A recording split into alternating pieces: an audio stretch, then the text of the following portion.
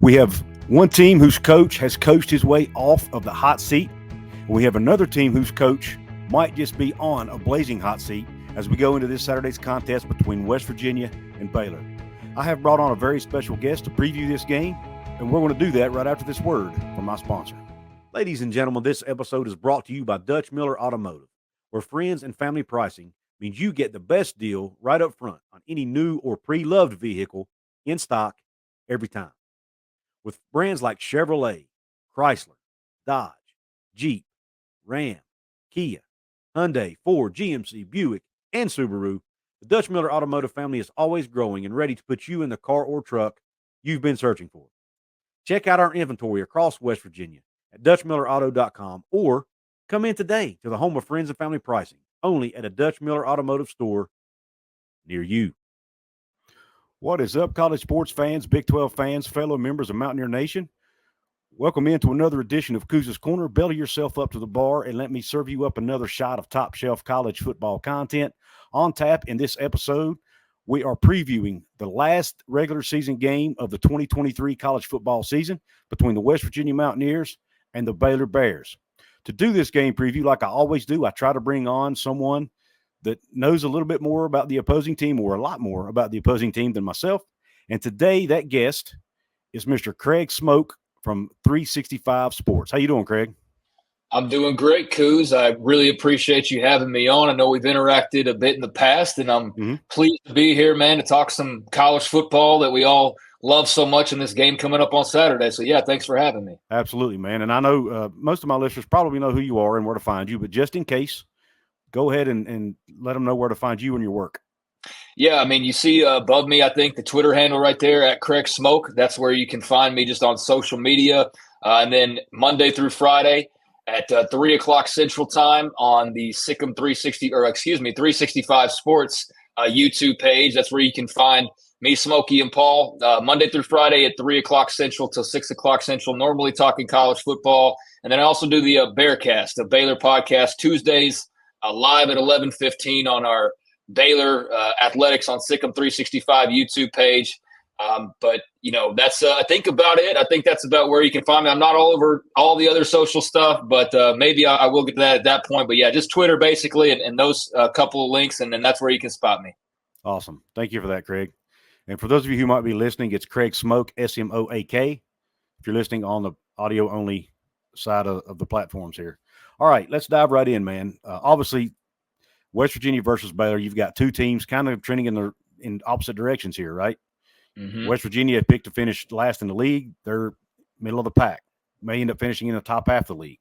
Then you've got Baylor, who was picked to finish in the top half of the league by a lot of folks, are going to finish at or near the bottom, it looks like. So first of all, what's going on at Baylor there, man? What do you think their biggest issue has been this year and why they've been unable to win football games? Oh, Couz, I mean, this is going to take up the whole time talking about what's wrong with Baylor. My gosh. No, I think it's really, though, it's a combination of things, and I don't think that they even quite know what the answer is. I mean, they know that a lot of things aren't going right or are just flat out wrong, and it's a matter now of, you know, you can't fix it at this point. I mean, you have one game left. You're not going bowling. But I think it starts with the fact that they're a young team. They are a young team. They were blessed last year with a lot of veteran players. They were still able, due to the bonus COVID year, to bring some of those guys back, but it still, for the most part, ended up being a relatively young roster. Injuries then made it even younger of a roster, and you had a lot of guys flung into playing early and often that probably weren't ready to be playing at that level just yet. So I think that played into it. You know, look no further than the offensive line, and that's one of those groups that is in that position right now where there's some young talent, but they're just not ready in any shape or form to be, you know, a Big 12 contender. And that has affected everything else. You know, you can't run the ball. You can't run the ball, and you can't pass the ball very effectively with the offense that they have. You can't pass the ball if you can't get past blocking. So you do pass the ball, your young receivers don't catch the ball or they don't go up and get the ball. Wow. And so a lot of youth has played on both sides of the ball. I think it's easiest to explain on the offense because you kind of just get it. You know, you have to block, you have to catch, you have to do all those things. On the defensive side, you know, it's a combination of youth. Once again, they're very young in the secondary, which has actually surprisingly been their bright spot, or particularly corners been their bright spot with some young guys. That's promising, but in this NIL era, how long does that last? But the front seven has been a mixed bag for sure. Linebackers really thin right now. But in general, just overall this season, brought in a new defensive coordinator, made the move, got rid of Ron Roberts last year. He's now at Auburn. And he brought in Matthew Palage, who's a younger guy, doesn't have a ton of experience, especially in that DC chair, was the co-DC at Oregon, but wasn't running the show there. Came back to Waco after a year away. And, you know, you think with Dave Aranda being the defensive genius that he is, that he'll be able to help out in any areas that may be a little bit deficient. But, you know, he was talking this week, and it's like, well, I can only do so much, right? Like, I'm the head coach. I've got to worry about this, this, and that. So he's not the DC.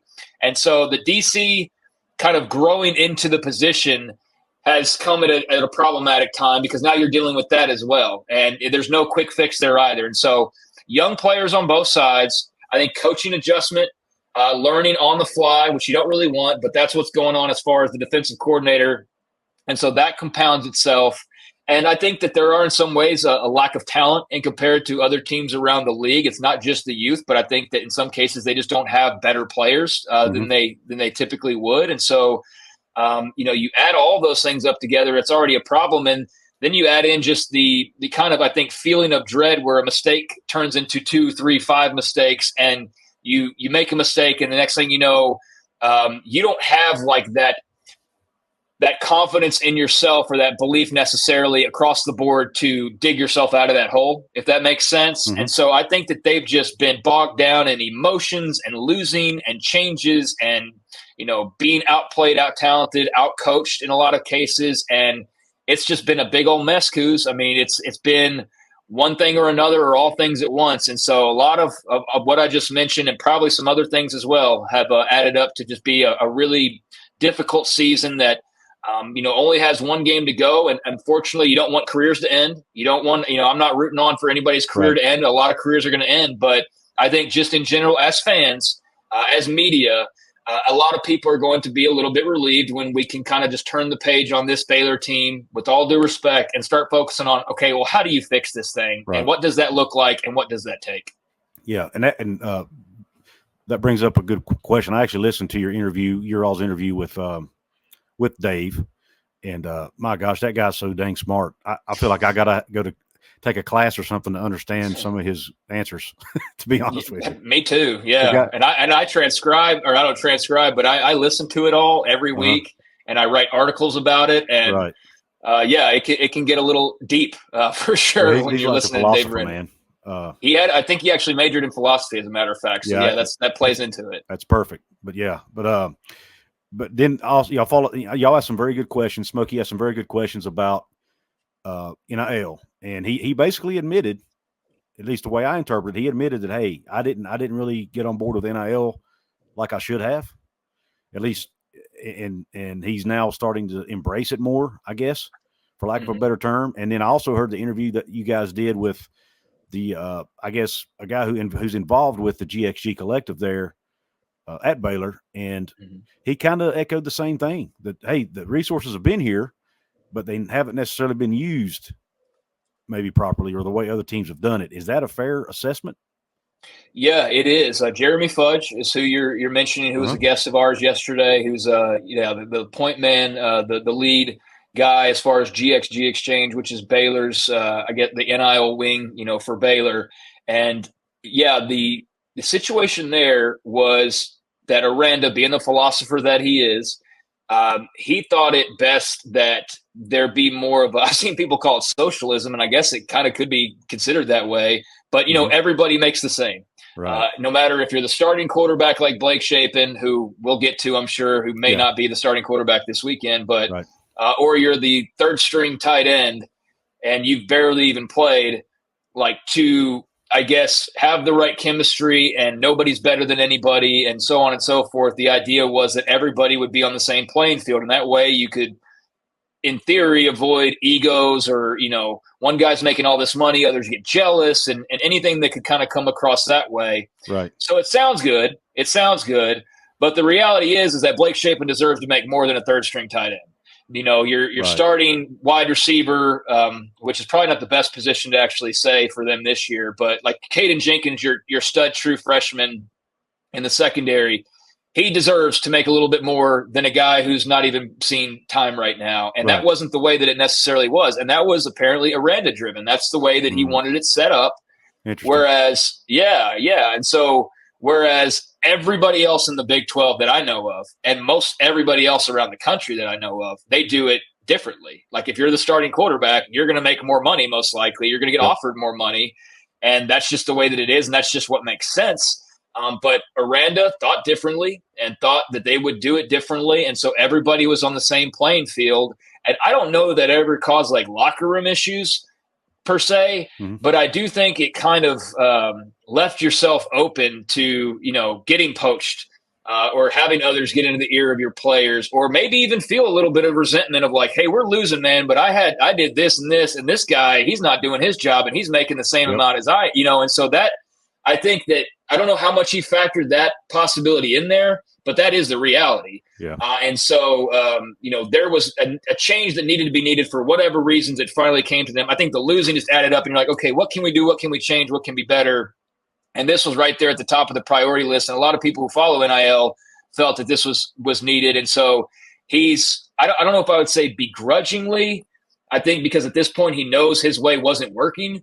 So he's accepted it. It's just that the timing of it makes it harder for people to get excited about, because now it's like, oh, well, he's only doing that because he might get fired soon. Right. And so instead of it being like, wow, great move, that'll work well moving forward, it's like, oh, well, now you do that because you have to do that because – and that's kind of what it turns into. You know how losing goes, man. Like when you're losing, everything's a thing. Everything's an argument. And so this was one of those. And now they're changing and still kind of learning who, caused the change, like how much Aranda was the one to say like, yeah, I'll do that and so on and so forth. I do think he had to be talked into it. I don't think that he was just like waking up yesterday and was like, you know what, I'm finally going to change my mind on this. But I think he sees the writing on the wall. He sees the way this team's playing. And he sees too that if the only way if he's around to get this thing back on track is to get talent. Like that's what they need more than anything else. They have to make some changes in regards to NIL. And so this is a change they're making.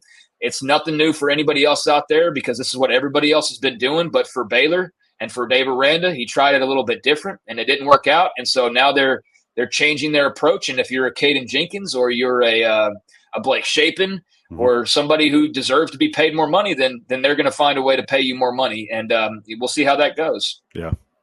It'll be interesting. I'm surprised that he, I shouldn't say surprised, but I never saw him as one of the guys who would be reluctant to do that, But back to the quarterback position, Blake Shapen. Obviously, you said he may be injured.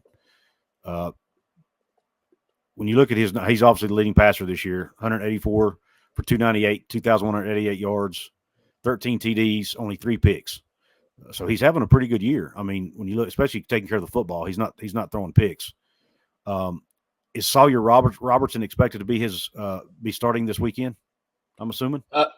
We don't know that officially just yet, but that's the assumption. Yeah, based on what Aranda said, and going back to your previous point, like I'm surprised too. I mean, he's such a smart guy. You'd think that he kind of would have realized at some point along the way of like, hey, everybody making the same is not going to work out. But you're right. Like it was surprising, I think, to everybody that this turned into the issue that it did, that they're now having to correct down the line. But to your latest question, with Blake Shapen got dinged up at the end of the game last week, was playing in garbage time. That's the latest thing that everybody's mad about. Yeah. Like, why was he in there when you're getting blown out by TCU on the last drive? You have no chance of winning. So, he's been taking hits all year long. Their offensive line is not good. I mean, it's simply not good.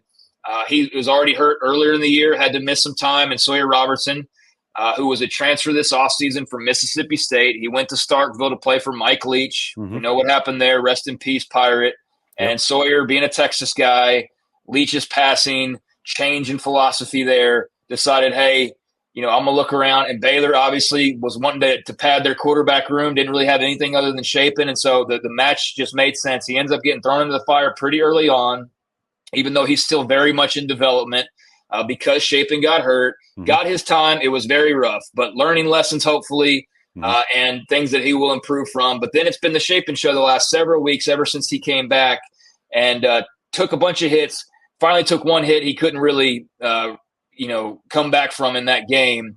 And luckily it was, later in the game. But based on what Aranda said on Saturday, he was saying, Shapen's getting checked out, and it's either or both, like a head and a chest injury. So you're like, oh my gosh. Well, then yesterday in the press conference, he said that it was a head injury, and that they hadn't ruled Blake out yet. But I mean, come on, like it seems like he's probably going to be out. I don't see the benefit of, if you were playing for a bowl game, I could see how you could maybe clear the guy. Right. Not a doctor, so I don't know the extent. I mean, maybe in theory he could play, but I find it doubtful. And I don't think it would be very smart either at this point. So we will see. But I'm assuming that Sawyer Robertson is probably going to be the starter.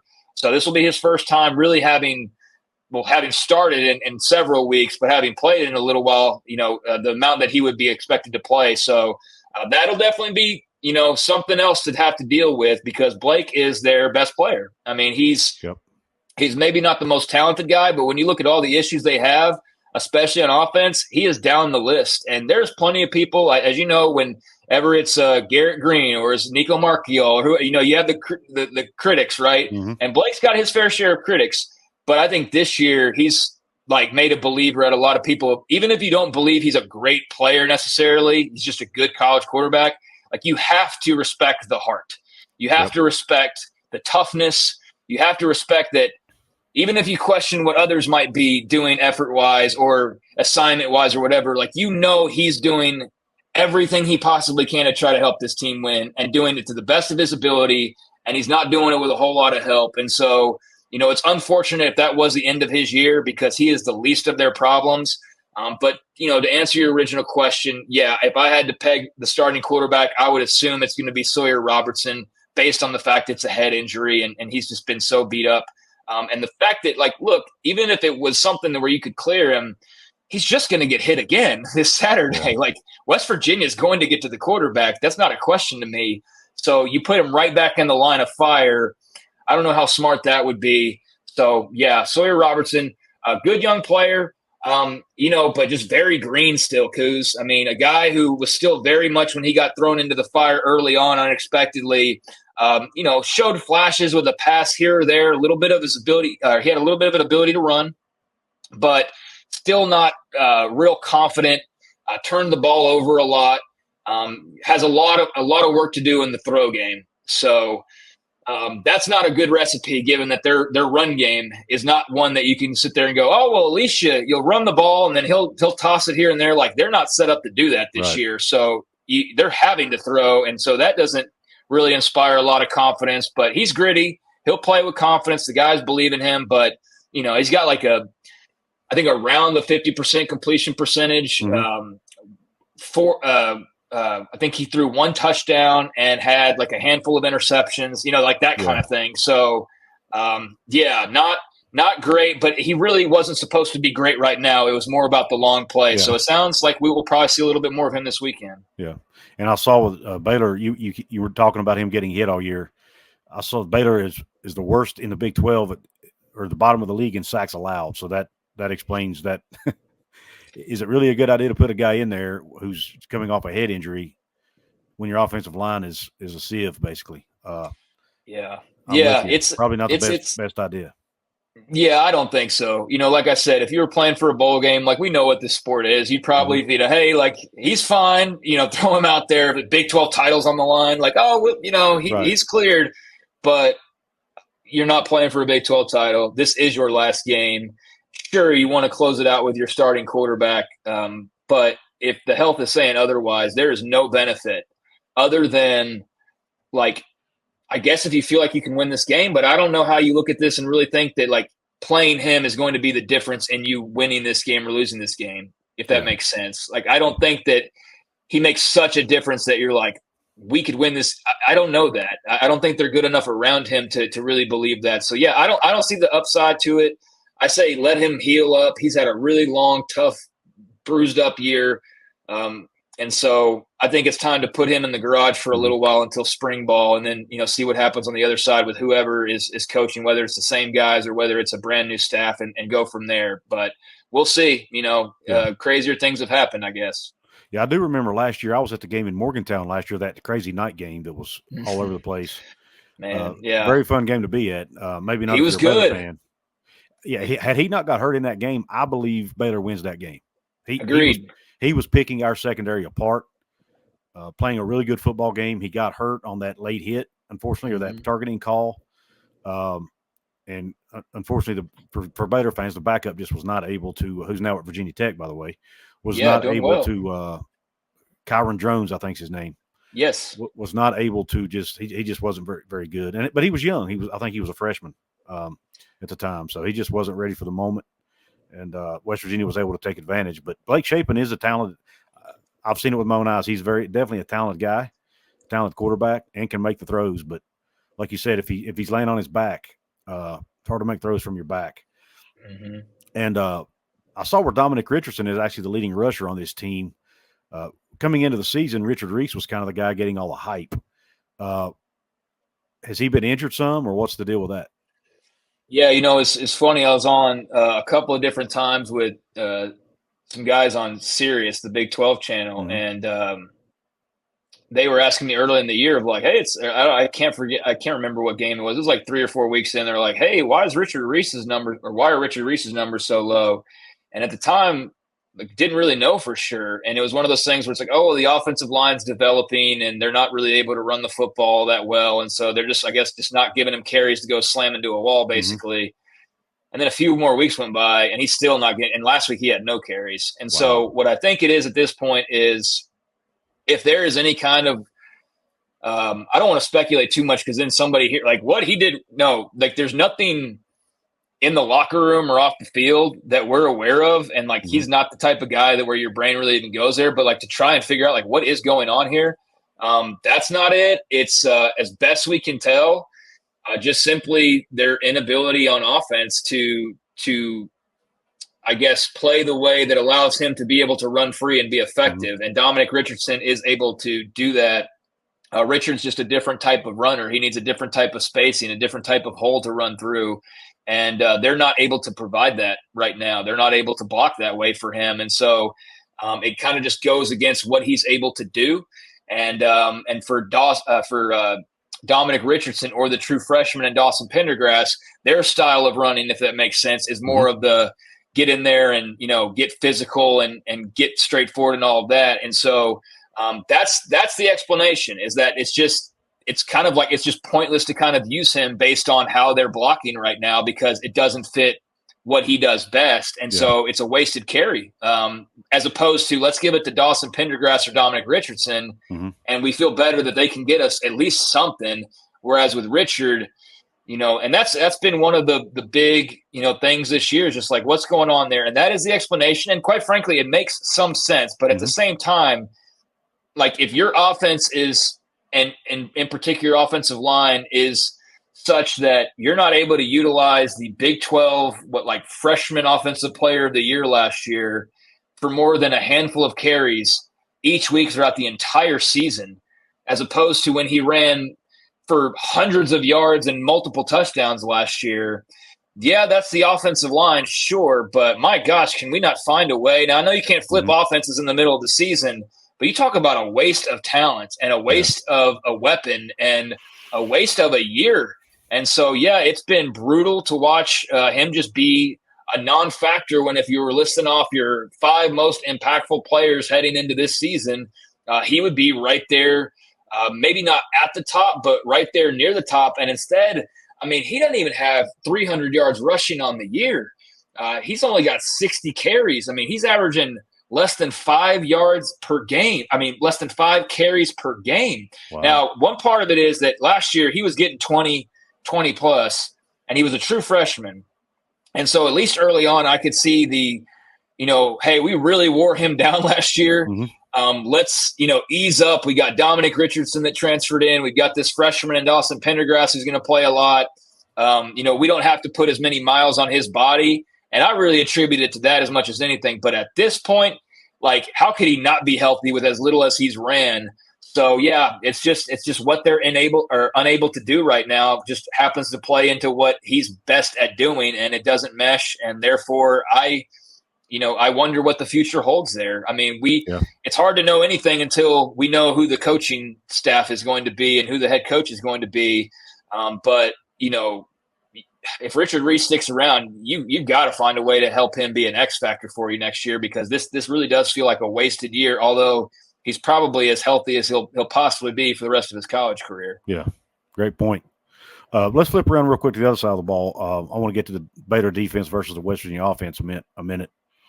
We all know West Virginia wants to run the football. That's been their bread and butter. They're running the ball probably 55, 60% of the time. I don't have the numbers right in front of me, but Neil Brown's made it clear it's always by watching the games. That's what they want to do, and they've been good at it. They're second in the league in rushing. I was just looking before we got on. We have the number 9, 10, and 11 rushers in the conference. And C.J. Donaldson, Jahiem White, and Garrett Greene. And ironically, Jahiem White's done it with 80 carries. That's crazy. Yeah, it's all been like here recently, right? Yeah, I mean, for the most part. Of course, when you have a 200-yard game, it makes it a little easier to jump up the charts, right? But with that being said, when I look at Baylor's rush defense, they're next to last in the conference.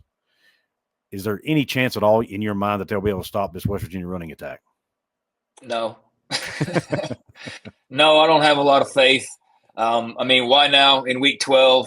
They are towards the bottom in the conference, and they are one of the worst in the entire country as far as stopping the run. And that's really a bummer when you take into account that they actually had some guys coming back on that defensive line, like a TJ Franklin, for example, a Gabe Hall, that you thought could be, big-time factors for them. But they just, as a whole, defensively are not very good. I mean, the bright spot that they have is their corners. And then I think maybe more broadly, as far as groups go, you'd say because of the corners in particular, their secondary could turn into something pretty good down the line if you have time to even build it that way. But the front seven has been problematic, especially getting to the run. And on top of that, to make it even worse, they don't tackle well. I mean, a lot of missed tackles, a lot of missed assignments. So even if you have the horses, they're not in the right stable half the time, or they're running into the wall with blinders on, or like I don't know. It's a mess kind of all over. And they're not the worst team. I just looked it up here, but they are 113 out of 130 in FBS rush defense. Wow. So pretty bad, especially when Dave Aranda's your head coach. With the trio that West Virginia has, I'm worried about them having an ability to stop the run. I don't think they'll be very effective doing it. Now, there's always the chance of it's senior day, you're at home, nobody's expecting much, everybody bows up, it's their last game.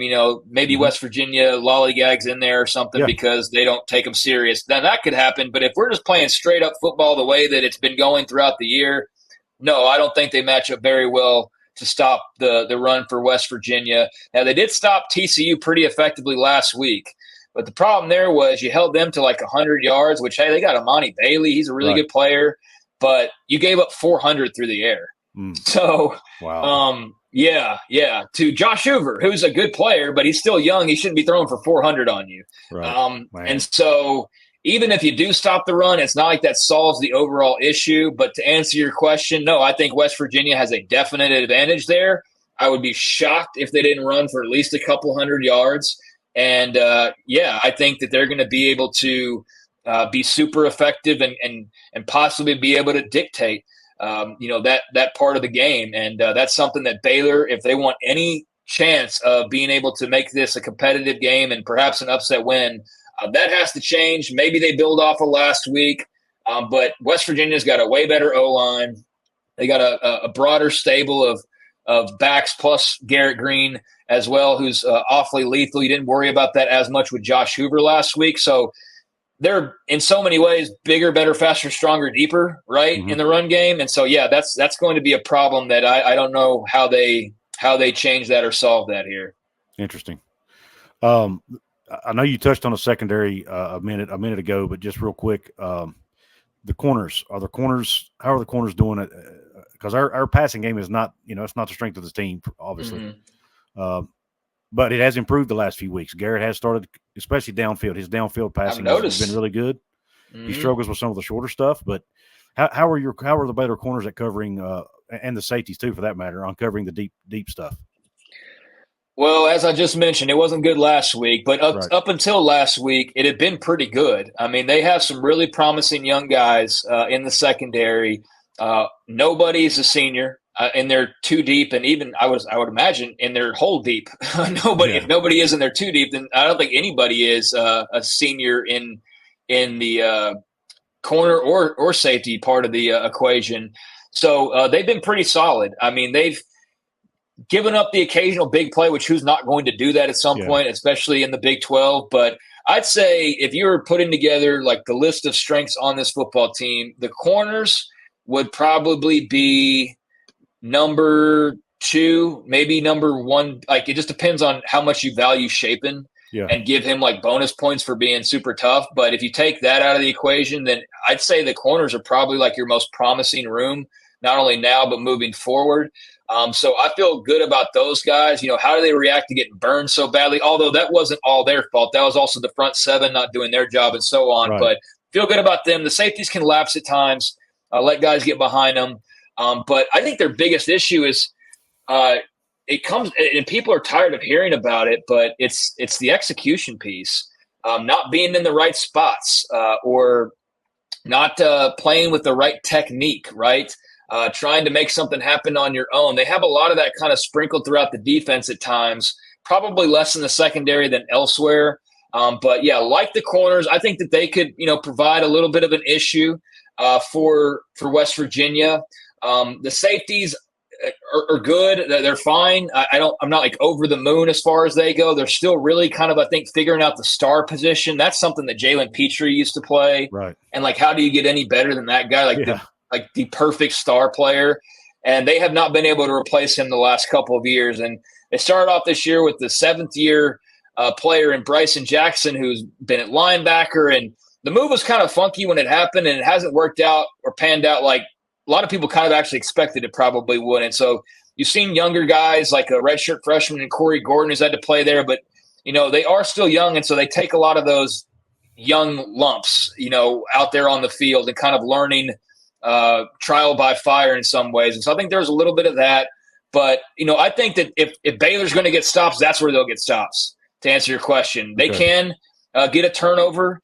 Caden Jenkins, who is their freshman cornerback, he was teasing last week that he had a decision, and I would not doubt whatsoever that teams have called him to try and pick his brain with NIL and all that, but he reaffirmed his decision to stick with Baylor. Now, we'll see what happens with Aranda and if that changes anything, but he's a player with a really bright future. So is elsewhere in that secondary, guys like a Reggie Bush, a redshirt freshman.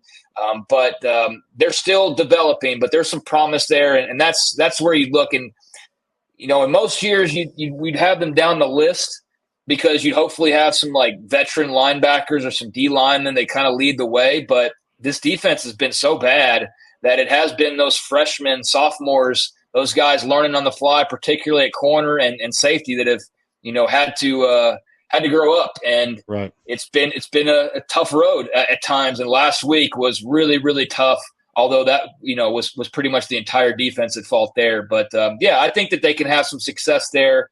But I think West Virginia is also, going to be capable to find some holes as long as Garrett Greene's, on his A game and sharp with his throws. Yeah.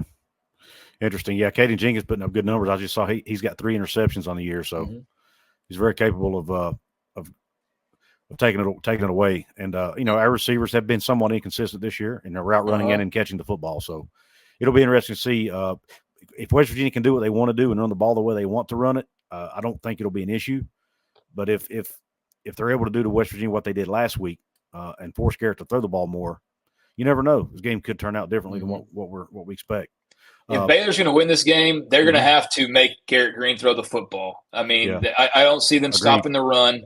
And so they're going to have to make Garrett Greene throw the football, and they're just going to have to play a heck of a game and hope that he's not having, a really sharp performance and that they can take advantage of that. Because honestly, besides that, I don't know how they're stopping them. Like, I see it through the pass game. I don't see it so much through the run game. And so, a lot of weight will be on those guys' shoulders to perform this weekend. And I think they can, just based on what I've seen from West Virginia's passing game. Yeah. And if you're picking your poison, you're definitely putting the ball in the hands of Garrett Greene to try to throw it around. Agreed. Yeah, I think that would be their best chance, and I'm sure that's what they will do. One more last question for you. I know none of us here are cheering for anybody to lose their job, but do you think in your mind, do you think Dave Aranda is the coach at Baylor in 2024? Man, right now I still do. Okay. But last week I felt like they really needed to go and throw a big performance out there. And for about 2.5 quarters, they were good to okay. And then they just, it all unraveled, and you end up losing by multiple touchdowns to your rival. And that wasn't enough. And you're not going to fire him last week with one game to go. I mean, that would have just caused way too much unnecessary stress. Just let him finish it out. Based on the NIL stuff this week, the changes that we talked about earlier, the way that was kind of announced, the Caden Jenkins decision that he's coming back, those kind of things happening, I'm not trying to look too deep, but that would seem to kind of indicate buttering up the fan base and, hey, we're going to run it back. But look, it's like we're spending NIL money, and we're going to be in it in the portal, and we're going to do all of that. And I kind of feel like that's what we're being set up for here. And I don't know the exact I do think Mack Rhoades really believes in, respects, likes Dave Aranda. That's not the issue. It's just simply you have to win, and when you're on a losing streak, the extent that they are, not only I think they've lost 4 in a row now, but I mean, it's 12 of their last 15. Yeah. They're 1-6 at home this year. That's crazy. They're 1-6 at home, and they're about to be 1-7 most likely. I mean, you had an 8-game home schedule, and you won one single game on that schedule. And so, I mean, if you're putting in the positives and the negative categories, there's definitely more weight on the negative side. But, I don't know that the buyout's a hurdle. I think that it's probably as much who are you going to go get that's realistic and that you think would be that much better than just trying it and seeing okay, this is really this is the last year. And if it does not work, let it be known, this is it. I don't know that they're, maybe aren't candidates out there that they would pivot to right away. I default to, I think that Mack Rhoades still believes in Dave Aranda and believes that they make some of the necessary changes, that this thing can get back to what it was just a couple of years ago. But, when it comes to this fan base, you're going to have a pretty special offseason to talk them back into the building. I'm sure they'll show up again at the early part of next year just to see what's what and see what's new. But the moment that you start to slide again, I mean, where do we get to where it's, you lost 12 of your last. Okay, what are we talking now? 15 of your last 18. You lose in 16 of your last 20. What does it take? So it's weird. I'd love to be able to give you a yes or no answer, but I do think it's very much in that gray area. And if I had to lean one way, I'd say I lean towards him coming back because of the stuff that I mentioned with NIL, Caden Jenkins. But you know what? If you go out there and you get your doors blown off this weekend, and maybe A&M announces that they're hiring, Mike Elko, and Jeff Traylor's sitting out there and he's available, maybe that changes things. Right. But if that's still a work in progress and you've got to make a decision to move on and start doing your off-season business, then maybe you have to stay with Aranda because you not only believe in him, but also because that's just the best play right now. Because the last thing you want to do, right, is go hire a coach because you put yourself in that situation, and then you hire a guy that you're not even really all that thrilled about or that sold on because the guy you thought would be available is not available. So now you put yourself to where you have to go do something, and then you're stuck with a new guy and his buyout and all of that for at least a couple of years. So it's a tricky situation, and it's one that, is I think playing into the overall perception of Mack Rhoades as AD, and he's had a great run at Baylor, done a lot of really positive things, especially given how it was when he took over. But, people are just kind of fed up, and so you know how that goes. So there's a lot of murmuring about and chatter and whispering about Mack Rhoades' future. And so he has to get it as right as anybody, and he knows that. And so it'll be very interesting to see what that decision is. But I can see a situation where Dave Aranda is back, but only under the conditions that okay, this is now or never, man. And we're going to give you everything we have at our disposal to help you. But if you don't nail the portal additions this time, or you hire the wrong coach again, or you guys somehow can't play defense when you're the head coach, no more excuses.